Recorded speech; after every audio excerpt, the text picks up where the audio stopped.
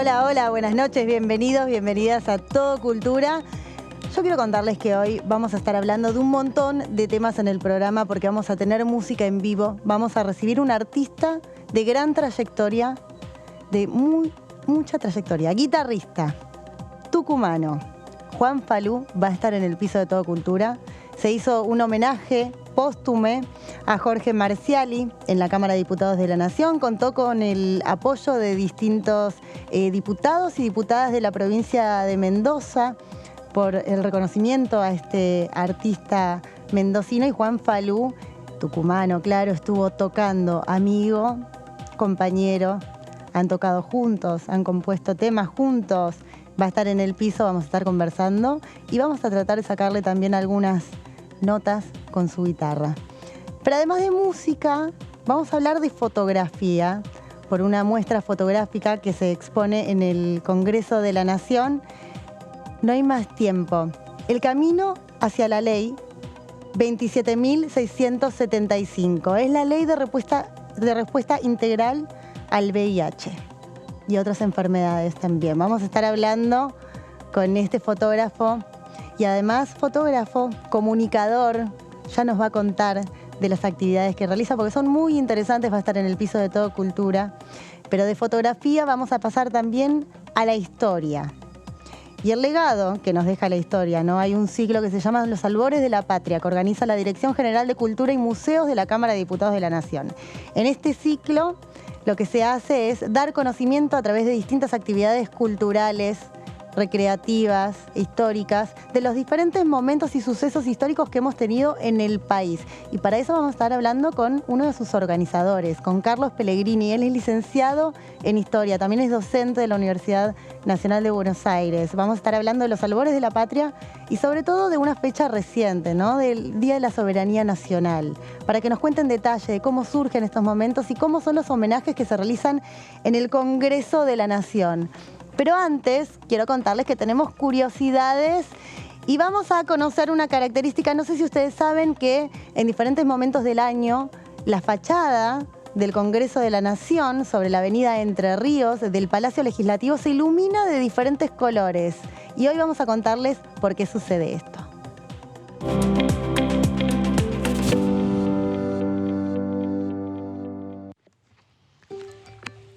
Hoy, en Curiosidades, te vamos a contar por qué el edificio del Congreso Nacional se ha iluminado de diversos colores a lo largo de este año.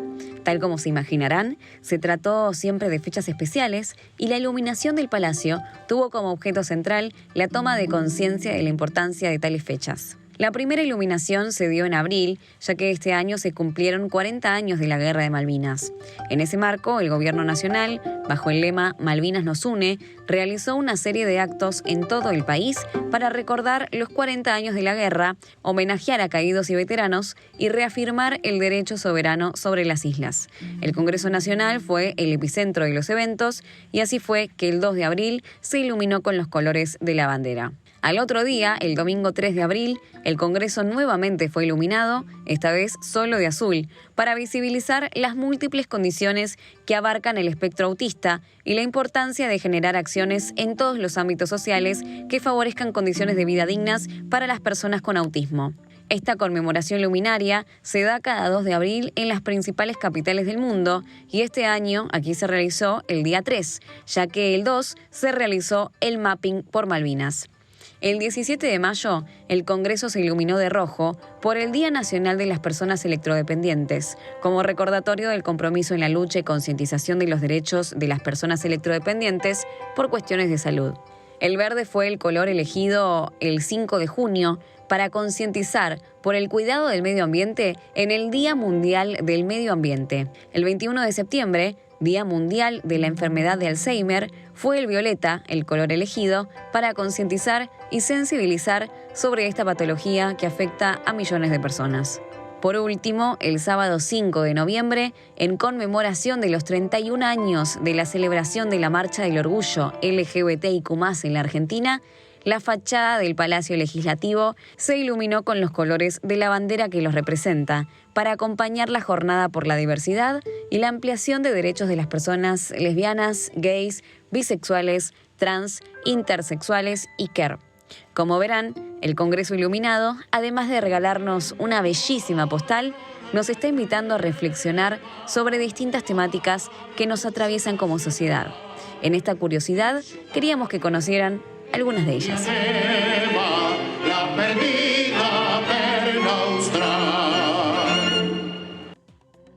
Bueno, acabamos de conocer algo muy importante de la fachada del Congreso de la Nación. Siempre que pasan caminando, pasan con el auto o en un transporte público, ven el Congreso, lo ven de distintos colores. Bueno, ahora conocemos los motivos de por qué sucede esto en el Congreso de la Nación. Y son también sucesos históricos, acontecimientos importantes que quedan fijados en nuestra historia, en quiénes somos como nación, como personas. Y con respecto a esto, quiero que empecemos a hablar un poco de los albores de la patria. Un ciclo que existe dentro del Congreso de la Nación, de la Cámara de Diputados, que organiza la Dirección General de Cultura y Museos de la Cámara de Diputados de la Nación. Y quien lo organiza es Carlos Pellegrini, historiador, licenciado en Historia, también profesor de la Universidad de Buenos Aires. Así que primero, Carlos, quiero darte la bienvenida y gracias por estar hoy en Todo Cultura. Bueno, muchas gracias por la invitación. Yo dije, bueno, viene licenciado en Historia, nos vas a dar una lección de historia, cátedra en vivo, aparte como profesor, pero lo primero que te quiero preguntar es el objetivo, ¿no? ¿Cómo surge este ciclo, Los Albores de la Patria, en la Cámara de Diputados? Bien, es una iniciativa, te puedo responder las dos preguntas juntas, Dale. mira. Es una iniciativa que surge en el 2016 de las dos direcciones de cultura en realidad, porque es una iniciativa que surge tanto del Senado como de diputados. Y un poco el ciclo Albores de la Patria está pensado para divulgar, ¿no? Y esto es como un primer concepto re importante que tiene que ver con la divulgación científica, ¿no? Sí. El objetivo del ciclo es efectivamente retomar determinadas fechas del calendario patrio y hacer algún tipo de producción. Y esa producción es muy heterogénea y ha sido muy heterogénea a lo largo de estos muchos años, porque desde 2016 hasta esta parte, que el ciclo fue llevándose a cabo. Pasaron obras de teatro, musicales. Ahí estamos viendo algunas de las actividades. Conversatorios, este fue el último conversatorio que hicimos. Y se han filmado tanto en la Cámara como se ha ido a las provincias. Se ha invitado también a directores de museos provinciales. Por ejemplo, recuerdo la fecha por Sarmiento el año pasado, que lo hicimos en conversatorio con la directora del Museo Nacional Sarmiento. Es como un ciclo que está pensado desde la multidisciplinariedad, ¿no? Entonces, a veces hay danzas, de hecho ha habido danzas también. A veces toca lo más aburrido para mucha gente, que es un conversatorio en donde hablamos un poco de historia en general. Siempre desde la divulgación, ¿qué es esto? ¿No? Es tratar de hacer un poco más accesible la ciencia, ¿no? Y es como porque el objetivo es llegar a un público no especializado. Y eso es un poco el objetivo del ciclo.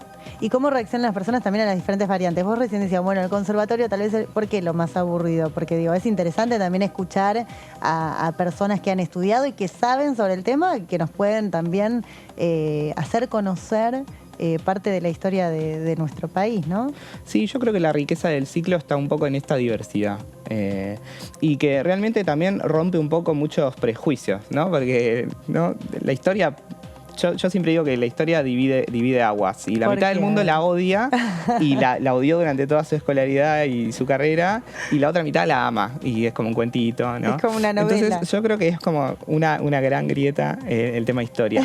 Entonces nos pasa que mucha gente llega a algunos conversatorios con esta idea de que en realidad viene pero sabe que se va a aburrir y resulta que después se acercan y dicen la verdad que no me aburrí porque el objetivo es el objetivo es como desacralizar un poco la historia, ¿no? Sacarla de la lectura de un libro especializado de la universidad, ¿no? Y tratar de hacerla más amena, sin perder rigor científico, porque eso es lo que caracteriza obviamente a la divulgación y al Congreso Nacional, ¿no? Pero creo que ese es como el añadido. Es que también hay una realidad que la historia está formada por personas. Y las personas tienen historias, tienen vidas vividas, son seres humanos como cualquiera de nosotros y todos interesantes.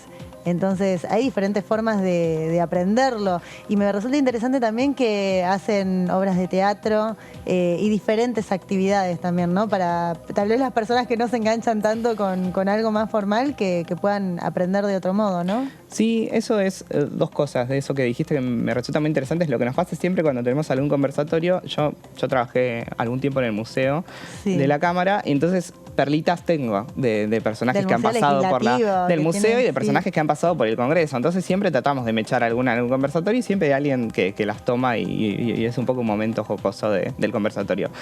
Y lo otro que iba a decir es que me parece que esta diversidad de propuestas también tiene un objetivo que está para mí estratégicamente pensado por la Dirección de Sí. Cultura, que tiene que ver con también hacer federal, ¿no? El ciclo Albores, como todo lo que hace la Dirección de Cultura, que tiene ese clivaje muy regional, muy, bueno, la Argentina la habitan un montón de expresiones culturales distintas y un poco los conversatorios tratan no solamente de recoger la historia también regional de nuestro país, sino contarla a través de expresiones culturales diversas. Y Claro. creo que eso es súper, súper valioso también. Y además elaboraron un diccionario biográfico y prosopográfico. Ahora quiero que me expliques un poco qué sería lo segundo, ¿no? Porque biográfico, todos sabemos a qué se refiere. ¿Qué sería prosopográfico también? Ok. Bueno, nosotros desde el museo elaboramos ese diccionario Acá estamos que tiene viendo. un poco un objetivo de ser un poco la punta de lanza, porque creo que podemos hablar tranquilamente que la Argentina se la conoce en términos generales con una cultura presidencialista, ¿no? Nosotros solemos decir que presidentes fuertes, que presidencialismo, y en general en el discurso público no se le da mucha bola al Congreso. Claro. Bueno, esto mismo que nosotros vemos en la sociedad en general se traslada a la historia. Entonces, lo que nos pasa es que no hay muchos estudios sobre las personas que pasaron por el Congreso. Sí, o sea, sí hay sobre aquellos que pasaron por el Congreso y aparte fueron presidentes, por ejemplo. Claro. Pero sobre los diputados y diputadas de la Nación no hay estudios biográficos. Entonces nos pareció que era una apuesta interesante. Aparte, el museo se crea en la década de 1940 y se crea con el objetivo específico de construir este diccionario. Ese trabajo se empezó a hacer en la década de 1940 y se dejó trunco después del golpe de Estado de 1955 y nunca más se retomó. Y 75 años después de eso, Lo un retomaron. equipo de trabajadores y trabajadoras legislativos en el museo decidimos volver a tomar esta tarea y editamos el primer volumen de ese diccionario. Es un poco un diccionario biográfico porque recoge las fichas biográficas, le decimos nosotros, ¿no? Una pequeña biografía de cada uno de los diputados y diputadas de la Nación. El primer volumen que sacamos es de la primera legislatura, o sea, de esa primera Cámara de Diputados que se constituyó entre 1854 y 1856. Son 39 diputados, todos varones, Es lo claramente que iba en a ese decir, momento. es la primera Cámara de Diputados donde no había presencia y representación de mujeres, ¿no? Exactamente. Y bueno, lo que nosotros hicimos fue reconstruir las biografías de cada uno de esos. Algunos nos costó muchísimo. Les pusimos cara porque pudimos también heredar de ese primer trabajo que se hizo en el museo las litografías, que es una especie de protofotografía o fotografía más antigua. Entonces Así les pudimos es. poner cara a la gente que vivió y transitó por los pasillos del Congreso hace muchísimo tiempo. Y Qué lindo trabajo. es un trabajo inmenso. ¿Cuánto tiempo le llevó El desarrollarlo? primer volumen, estamos hablando de 39 biografías, nos llevó 1 año y medio poder tenerlo listo para impresión. Es un trabajo que sí, porque es inédito, o sea, porque realmente no hay un esfuerzo semejante. No lo hay. Claro.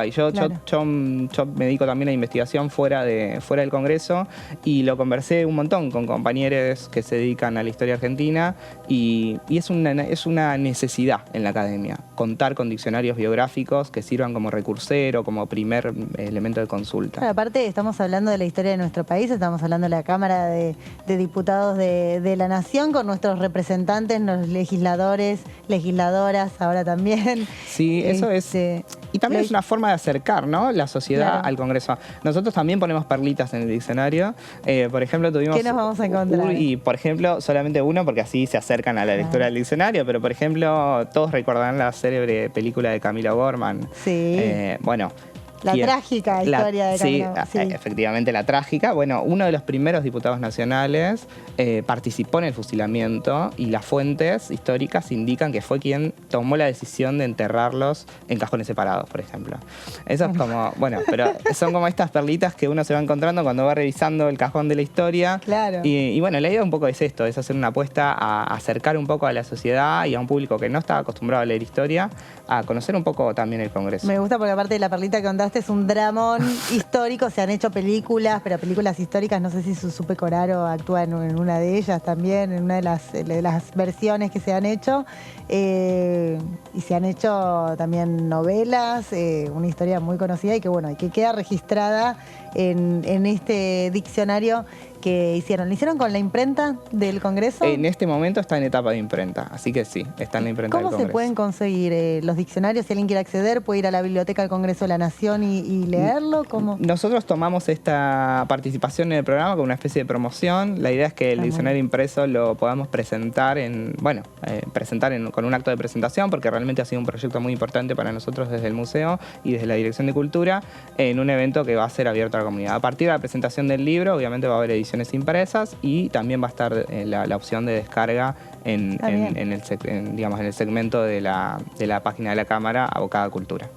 Perfecto, o sea que vos cuando entras, por ejemplo, a diputados.gov.ar, vas abajo de todo donde está la sección de cultura y ahí podemos encontrar el diccionario. Efectivamente, sí. Perfecto, bueno, Carlos, es un placer tenerte en el piso, conocer también estas perlitas. Ya tengo ganas de preguntarte varias perlitas más así fuera de cámara, pero te agradezco mucho por estar el día de hoy aquí en Todo Cultura. Carlos Pellegrini, historiador, licenciado en Historia, integrante también del equipo de la Cámara de Diputados de la Nación, creando el ciclo Los Albores de la Patria. Muchísimas gracias. Gracias a ustedes. Bueno, y les cuento que tenemos recomendaciones de diputados y diputadas que nos cuentan de su provincia cuáles son las características culturales que podemos oír, que podemos mirar, que podemos disfrutar. Y en este caso, Carlos Selva, que también preside la comisión que administra la Biblioteca del Congreso de la Nación, nos va a hacer las recomendaciones.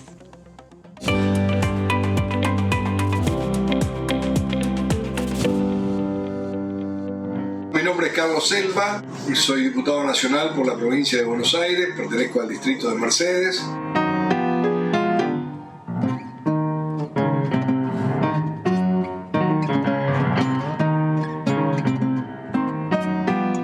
Es algo que justamente les quería recomendar o aconsejar.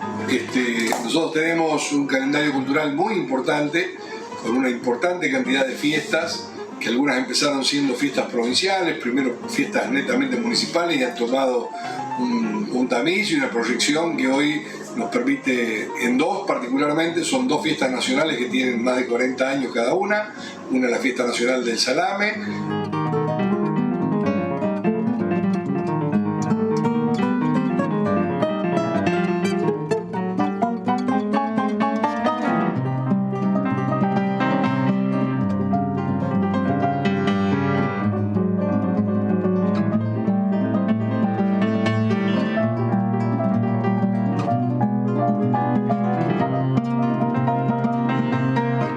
La otra es la Fiesta Nacional del Durazno, que es ahora próximamente en el mes de diciembre.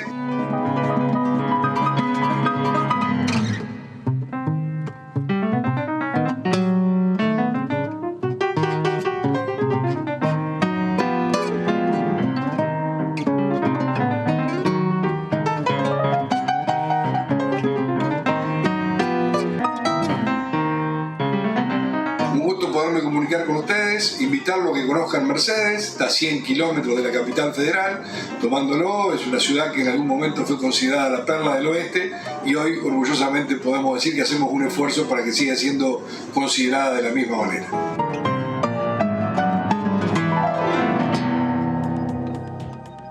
Bueno, y llegó el momento de hablar de fotografía. Yo les conté que hay una muestra en la Cámara de Diputados de la Nación. No hay más tiempo. Justamente no hay más tiempo. El camino hacia la ley 27.675 es una muestra fotográfica de Tomás Ramírez Labruz. Él es fotógrafo, está con nosotros. Bueno, bienvenido Tomás y felicitaciones también por la muestra en el Congreso de la Nación. Muchas gracias por la invitación, por este espacio. También forman parte de la muestra otros compañeros y hay algunas otras fotos que estuvieron acompañándonos en este proceso histórico. La verdad que el año 2022 viene con esta buena noticia de, después de tantos años de militancia, conseguir la actualización de la ley que había sido sancionada en el 1990, pero se había quedado un poco vieja y necesitaba una actualización urgente. Vamos a contarles también que se trata de la ley que es de respuesta integral al VIH y también otras enfermedades, pero en este caso es una ley que se venía también debatiendo durante un periodo bastante largo y que finalmente está. Sí, fue un periodo aproximadamente de casi 10 años que de forma colectiva se venía trabajando para lograr la actualización. En la década del 90 se sanciona la ley de SIDA, Sí. que en algún punto en ese momento se queda corto porque tenía una perspectiva biomédica para poder atender una pandemia que, como sabemos, en la década del 90 fue muy grande. Y sobre todo, con el pasar del tiempo, fueron apareciendo como grandes paradigmas que Argentina se transformó en modelo, como justamente es el enfoque de derechos humanos, enfoque Claro. de género, todas cuestiones que en ese momento habían quedado de lado. Esta nueva ley viene justamente a aportar sobre la mesa la cuestión de derechos humanos, la cuestión de género, y entendiendo también de que la ciencia avanzó lo suficiente para poder generar tratamientos, Sí. que una persona que vive con VIH puede llevar adelante su vida como cualquier otra, pero lo que sigue estando presente es la pandemia de la discriminación. Entonces hacía falta un paquete legislativo que pueda contemplar toda la cuestión del contexto de los sujetos, que hay que entender que las personas estamos en contextos específicos y justamente lo social, la discriminación y el estigma son las actuales barreras que permiten, imposibilitan justamente poder ejercer el derecho a la salud. Claro, bueno, esto justamente es un proyecto que vino de la mano de la diputada nacional Mónica Fein, esta muestra. Y bueno, yo veo que en la remera, vos tenés una remera que dice VIH, pongamos fin a la discriminación. Es algo que también militás fervientemente en lo que crees, y que quiero que me cuentes cómo fue, bueno, también tu lucha desde el arte, en este caso. En mi caso particular, yo me crié bajo la figura de Carlos Jauregui, y a lo mejor también en un contexto, tal vez 20, 10 años atrás, donde todo lo que no tenía que ver con la heterosexualidad estaba muy vinculado al SIDA y al VIH, y ahí Sí. pude conocer un poco lo que era la vida de Carlos. Y en ese contexto surge también Ciclo Positivo, la asociación que organiza también en conjunto con la diputada esta muestra fotográfica, entendiendo que todavía quedaban un montón de deudas pendientes en esta agenda y un montón de derechos que no están siendo protegidos por parte del Estado. Y ahí empieza un poco dentro de ese espacio mi militancia, en mi caso estudio y trabajo en lo que es comunicación, y obviamente entiendo la fotografía, la cámara como una herramienta fundamental en ese sentido, Claro. para visibilizar, para poder mostrar, para poder congelar en el tiempo. Estamos viendo un poco de fondo también instantes de lo que fue la inauguración de la muestra. Es súper importante también entender de que la muestra viene a tener un carácter principalmente político, digo, no Sí. se trata de una serie de fotos para presentar el concurso de fotoperiodismo internacional. Se trata de poder congelar en el tiempo el proceso y el resultado de una conquista colectiva. El Frente Nacional de Personas que Viven con VIH es un frente conformado por más de 60 organizaciones. Ciclo Positivo forma parte de ese frente, y la actualización de la ley es el resultado de esa colectividad. La verdad que la nueva ley con la cual contamos es el resultado de puños, palabras, debates, letra a letra, con lo cual la alegría es justamente colectiva, y las muestras viene a mostrar ese proceso colectivo. Y un proceso que ¿cuánto tiempo te llevó también registrarlo? Y en mi caso me sumo a Ciclo Positivo hace 4 años, con lo cual, si bien como comentaba, la sanción de la ley es una lucha aproximadamente De 10 años, 10. claro. Cuando comienzo a formar parte de Ciclo Positivo es cuando empiezo activamente a dedicarme con la cámara a esa agenda. Ya venía con la cámara y en el mundo de los derechos humanos. Claro. Y hay algo súper interesante que tiene que ver con el fotoperiodismo, que para poder conseguir determinadas fotos, una de las cosas más importantes que hay que hacer es saber y estar en el campo, digamos, y la militancia y las Claro. organizaciones y Ciclo Positivo me permitían justamente eso, estar rodeado de compañeros que saben, con información, tener contactos con historias súper complejas. ¿Qué fue lo que pudiste vivir, bueno, en estos 4 años? Esto de decir, bueno, hay que estar en el campo, ¿no? Hay que estar donde suceden los acontecimientos, donde suceden las cosas, donde están las personas. ¿Qué fue lo que vos pudiste ir detectando con tu cámara?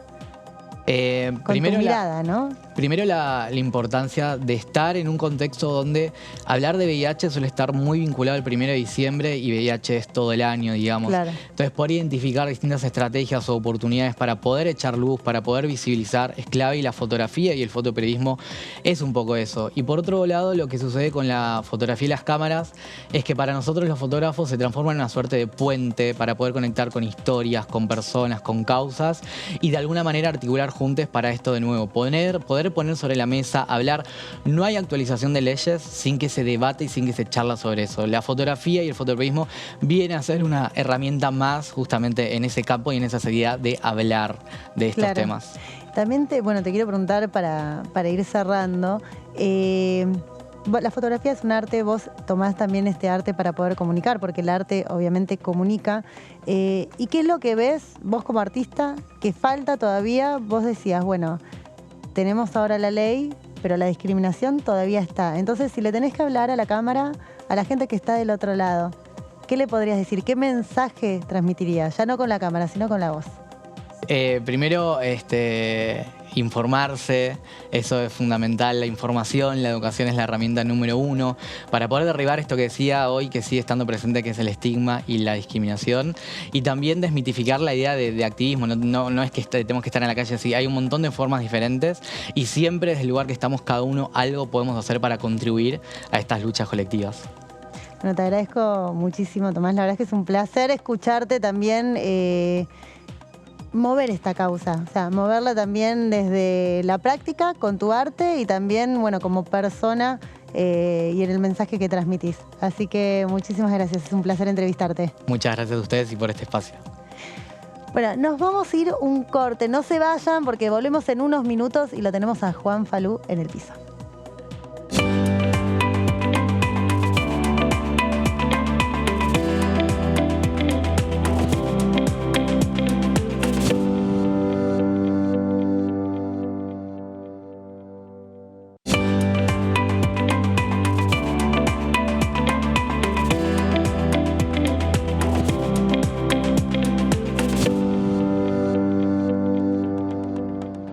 Y ahora sí llegamos a la etapa musical de Todo Cultura. Yo les había anticipado que iba a haber música en vivo y que íbamos a hablar con un gran artista porque ahora lo recibimos a Juan Falú, gran guitarrista tucumano, que está en el piso con nosotros. Muy buenas noches, Juan, ¿cómo estás? Muy buenas noches, muy bien. Es muy lindo tenerte acá, es muy lindo tenerte también por un homenaje que se hizo al cantautor Jorge Marciali, cantautor mendocino, un homenaje póstumo que se hizo aquí en la Cámara de Diputados de la Nación, promovido también por distintos diputados que representan a la provincia de Mendoza. Entre ellos están Marisa Uceda, Liliana Paponet y Eber Pérez Plaza, Adolfo Bermejo, y también la Academia Nacional del Folclore y la senadora nacional Anabel Fernández Sagasti. Todos ellos realizaron este homenaje póstumo en el que vos, Juan Falú, estuviste participando. Así es. ¿Cómo fue, bueno, participar en un homenaje a un artista que deja su legado también? Bueno, fue necesario, fue grato y estuve ahí con la naturalidad de quien fue un amigo, ¿no? Y un compañero del camino. Fueron muchos años de compartir con Jorge. Una amistad, el humor, ciertas comidas y, sobre todo, canciones que hicimos. Y también fue necesario, imprescindible estar allí porque estamos hablando de un enorme creador, de un cancionero extraordinario, bello, decidor, muy dando cuenta de la realidad, ¿no? Muy cuyano también cuando le salía la cuna mendocina a Jorge, pero con un repertorio que transitó casi todos los géneros de las músicas folclóricas de todas las regiones argentinas, ¿no? Hizo milonga, hizo chamamé, hizo chacareras, zambas. De todo. Y obviamente cuecas y tonadas. Así que fue un verdadero gusto, claro. Justamente te escuchaba el otro día haciendo declaraciones luego de este homenaje y hablabas de un acervo poético y musical que nos dejó. Claro, porque Jorge, a mí no me convence mucho la definición de cantautor, ¿no? Porque me parece, ¿por qué? Y porque me parece que es una palabra como que tiene poco afecto, digamos, esas palabras que sintetizan dos palabras unidas, a veces despojan de un sentimiento a la palabra del cantor, que dice mucho, claro, o creador, o compositor, o poeta, ¿no? Él fue todo eso y no siempre se encuentra a esa persona en soledad que hace la música, la poesía y la interpretación de la obra, ¿no? Claro. Es una figura señera de la historia musical argentina, que es la de los solistas, que componían, eran creadores, músicos, poetas e intérpretes, ¿no? Y bueno, Jorge tuvo esas cualidades. Yo quiero rescatar alguna anécdota también, alguna perlita que puedas contarnos con, bueno, un músico reconocido de la trayectoria como la tuya, músico tucumano, con un músico, como vos dijiste, muy cuyano, ¿no? ¿Cómo era compartir esos momentos trabajando juntos? Y no solo trabajando, sino también compartiendo, ¿no? Mira, lo que se me ocurre es el último encuentro. A ver. Yo había ido a tocar a Mendoza, un lugar que se llama Donde duerme la luna, en Chacras de Coria, un lugar precioso. Hermoso. Y estaba Jorge con su compañera, que es una gran cantora, que es Marita Londra, y un grupo de amigos. Y yo estaba preparando empanadas, jactándome de que iba a hacer unas buenas empanadas tucumanas, ¿Sos ¿no? bueno con empanadas? Creo que sí. Bueno, bien. Y Jorge estuvo ahí al lado, por supuesto desafiándonos, provocándonos, porque era nuestro estilo. Y finalmente me ayudó con las empanadas, ¿no? Y salieron ricas. Y bueno, después guitarreamos y terminamos de redondear la última composición que habíamos hecho, que se llama Tonada de Antiguo Rezo. Un título hermoso ya. Muy poético también. En sí mismo, ¿no? Y bueno, lo que ocurrió es que fue la última vez que nos vimos, porque poco tiempo después hizo ese viaje a Cuba del que no regresó. Claro. Y no sé si esa composición habrá sido tal vez la última, no digo del dúo nuestro, sino de él mismo, ¿no? Porque fue poco después que él partió, ¿no? Una verdadera joya entonces de la música. Esa tonada la quiero mucho, sí. Sí. Qué lindo, bueno, poder compartir esos momentos, ¿no? Y yo después te voy a preguntar la clave de las empanadas que dijiste que son muy buenos. ¿Cuál es el secreto? Nos vas a tener que contar, Juan. Eso es otro precio. Eso no te avisaron de producción que nos íbamos a tener que pasar la receta. Pero bueno, la puedo compartir. No tiene grandes secretos. ¿Y cuáles son los secretos de la música? De una buena composición. Vos sos muy habilidoso, tenés una gran trayectoria, sos reconocido por el trabajo que haces como artista. ¿Hay un secreto para eso? ¿Hay una fórmula? Me parece que el acto creativo es muy... por un lado es misterioso, es también singular, es personal. A veces obedece a fórmulas. Supongo que cuando se enseña a componer debe haber una metodología, unas indicaciones, unas herramientas, pero yo soy más de la línea del compositor que está apoyado en la inspiración. Claro. ¿Sí? Y por supuesto, cuando uno compone, lo que importa y pesa mucho es el legado, o sea, la memoria musical de uno, ¿no? Que es una memoria también cultural, es una memoria de la tierra de uno, de sus cantores, de sus cantoras, de sus intérpretes, ¿no? De los que cuentan la historia, ¿no? Sí. Entonces ese legado, esa memoria siempre está actuando ahí al momento de componer. A mí me pasa, o sea, si yo tengo que componer, seguramente me va a salir con más fluidez una samba, una vidala, una chacarera tal vez, o las canciones de mi tierra, ¿no? Claro. Los sonidos de mi tierra. Recién hablabas de un título de una bella canción, de la última canción que compuso Jorge.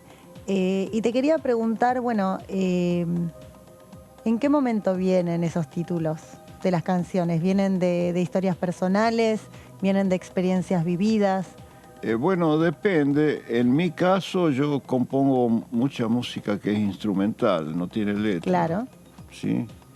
ahí el nombre tiene que ver con sensaciones, a veces con la mirada puesta en una persona que inspiró esa música o una persona a la que uno quiere obsequiarle esa composición. A veces las composiciones ya tienen un destino pensado, como he hecho canciones de cuna para mis hijos, para mis hijas, para mis nietos y nietas, para mis compañeras. Qué lindo. Ahora, cuando hay una letra, la letra ya tiene subsumido el título. Pero no por la digamos. letra, digo, sino por el título de la canción, porque justamente hacer instrumental, hacer musical, bueno, muchas veces uno puede imaginarse lo que Sí, sea cuando escucha una melodía. Sí. Y- No soy a veces muy confiable para poner los títulos. Un gran amigo mío que era un gran compositor y ponía muy hermosos títulos a sus composiciones, me decía que yo les ponía apodos, no títulos a los temas. Pero tuve algunos aciertos, que sé yo, por ejemplo, una samba que después recibió letra de Jorge, pero nació como algo instrumental, se llama Como el aire. Y ese título me gusta. Es muy bello. Claro, me Es parece muy que es bello como título, pero además da cuenta de la idea de esa samba, porque es una samba que tiene momentos de silencios, y el silencio es como el aire que se mezcla con los sonidos, ¿no? Y que está presente, ¿no? Que está presente, También. sí. Ese Y que- silencio, pero presente. Y que dice también. Entonces, bueno, en fin, tengo cerca de 200 composiciones, así que habría que ver esos 200 títulos, qué origen tuvieron. No, lo que sí te puedo decir es que no responde a una receta, digamos, ¿no? No hay una No, receta, no, entonces. no, No es no, como no. la pastelería donde es todo No, medido no. y No, calculado. inclusive ahí la receta no es la garantía de nada, ¿no? O sea, la receta de una empanada puede ser perfecta como receta, pero hay que hacerla.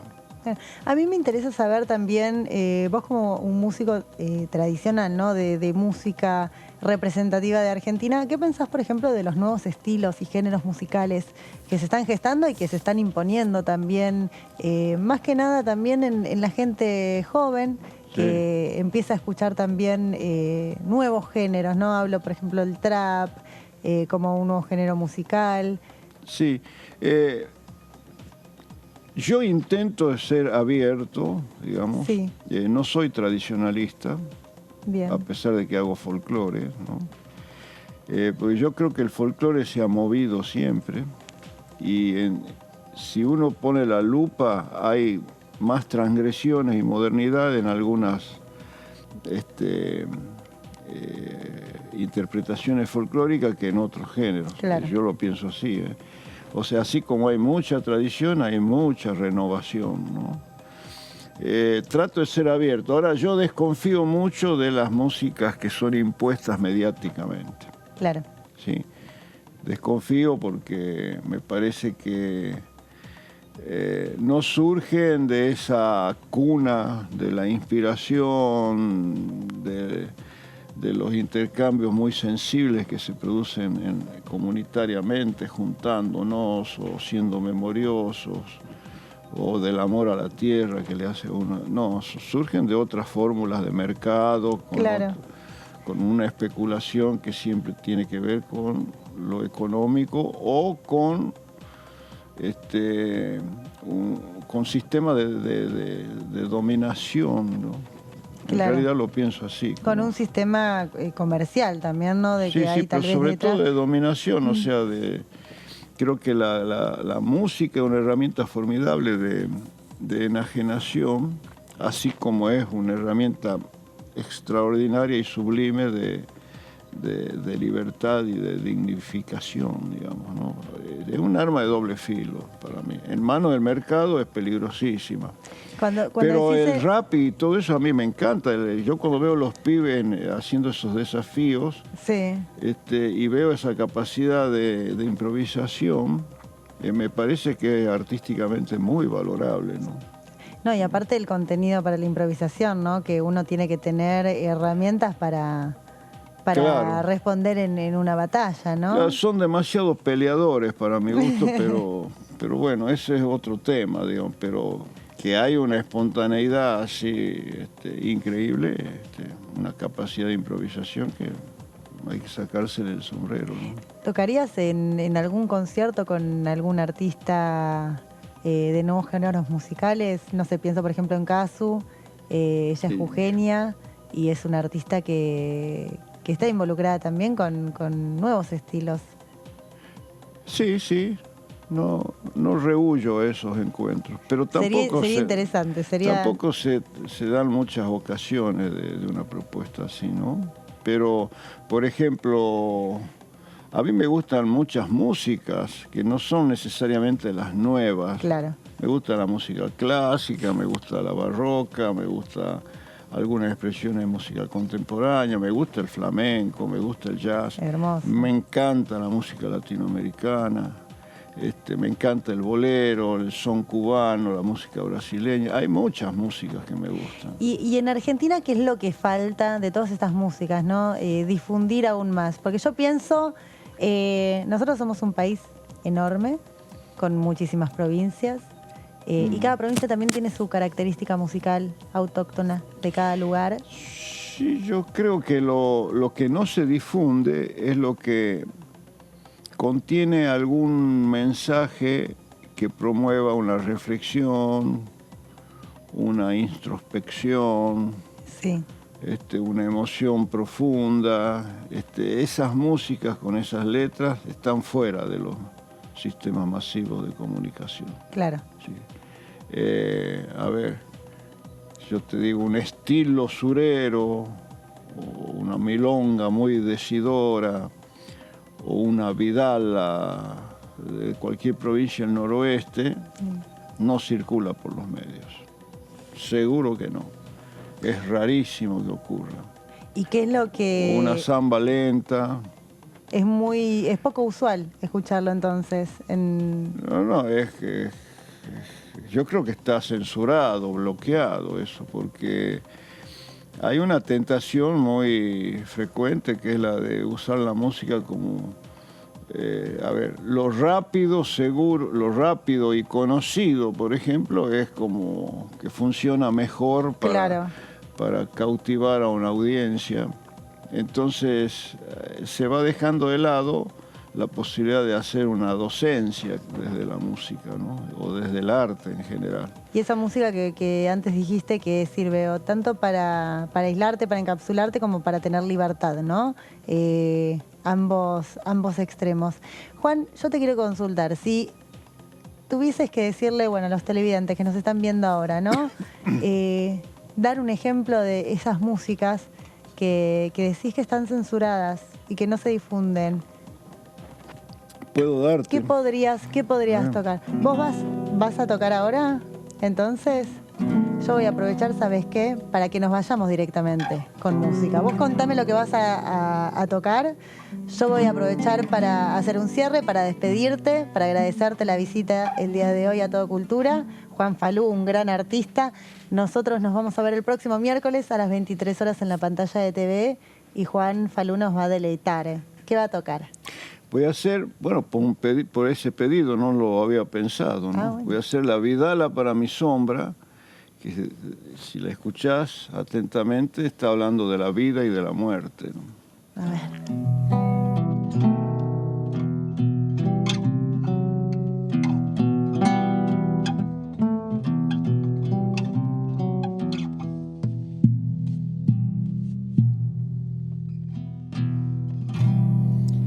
A veces sigo a mi sombra,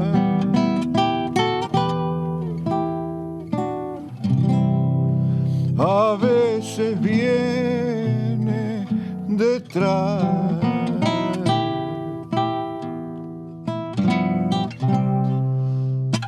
Pobrecita, si me muero, ¿con quién va a andar?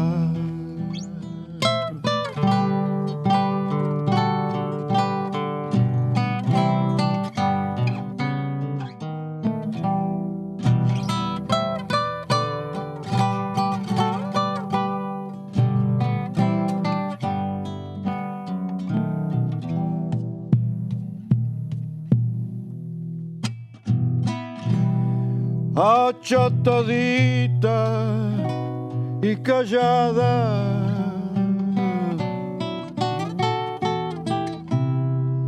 Nunca podrás encontrar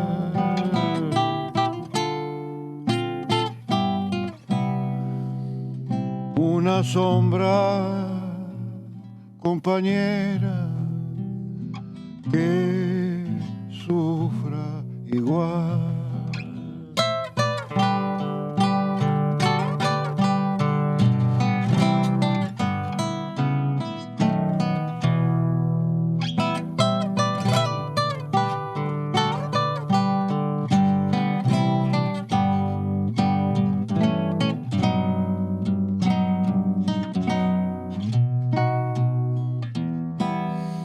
No es que se vuelque mi vino,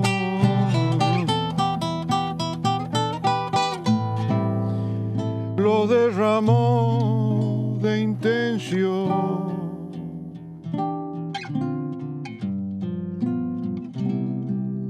Mi sombra bebe y la vida es de los dos.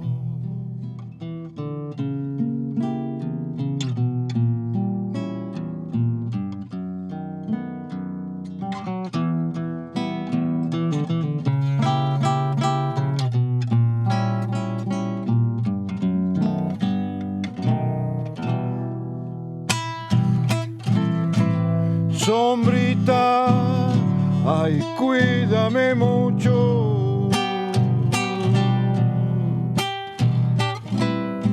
Lo que tenga que dejar.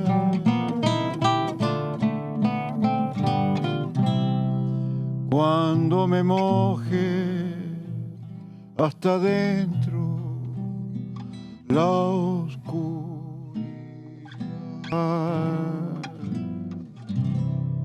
Cuando me moje hasta dentro la oscuridad.